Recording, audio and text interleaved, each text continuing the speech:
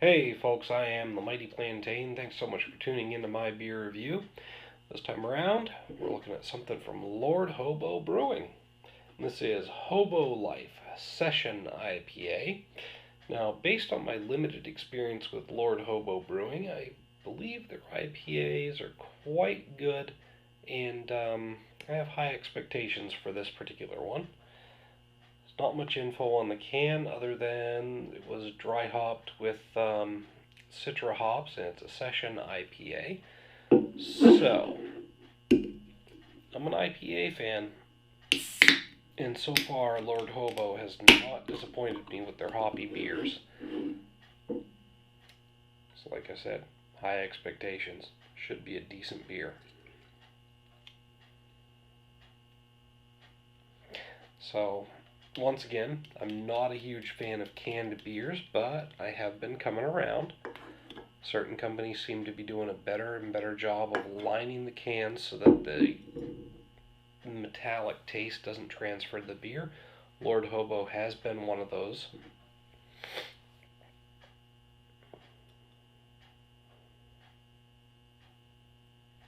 It's quite cloudy and hazy.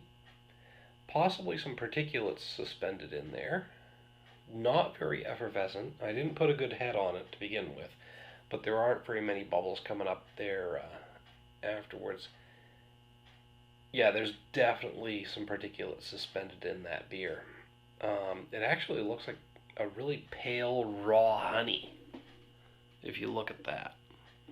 It's a very, very pale yellow, very cloudy, and with all those particulates, it reminds me of a very raw, unprocessed honey. I mean, I'm seeing all kinds of flecks in here, gray flecks.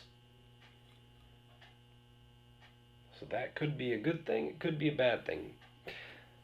Not too recently, I decided that flocculent beer isn't always a bad thing. I used to think it was just sediments, settlements, and chunks of yeast that wouldn't taste too good. But lately, I've come around to that some hoppy beers have a lot of flocculence to them and wind up being very good.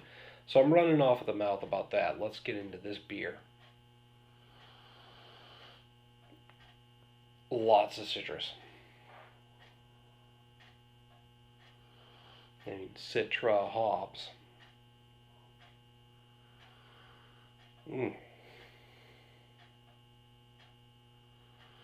Lots of lemony, citrusy notes there. And that's really all I'm getting out of the aroma.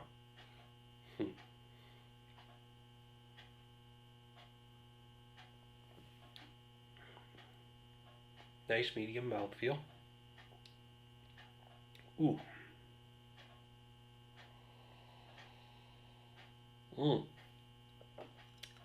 Hitting me with a very, very bitter hoppiness up front without any particular notes to it. But then it fades to citrus with a heavy dose of pininess mixed in there, but primarily citrus.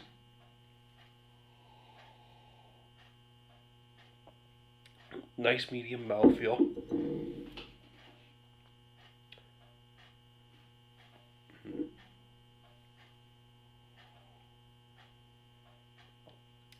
Heavily citrus and pine with enough of a malt backbone to back it up and make it feel like a nice solid beer.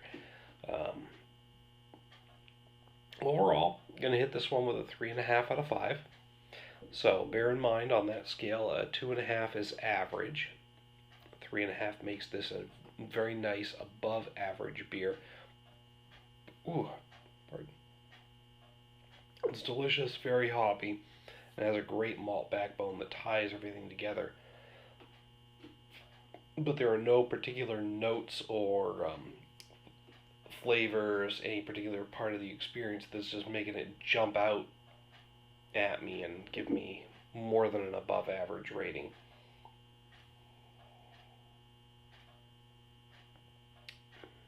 So I'm kind of saying wow, but I'm not really going wow. You know, it's a very good, very solid beer, and I would definitely recommend it. Hit me up down in the comments, an email link down below.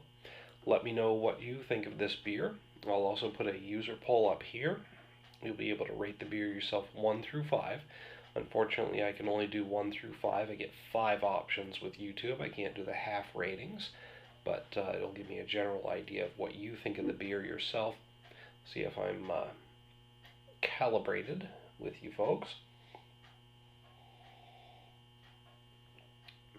But definitely check it out, because it's a very great beer, and if you like hobby beers, it's worth it. Till next time, folks, cheers.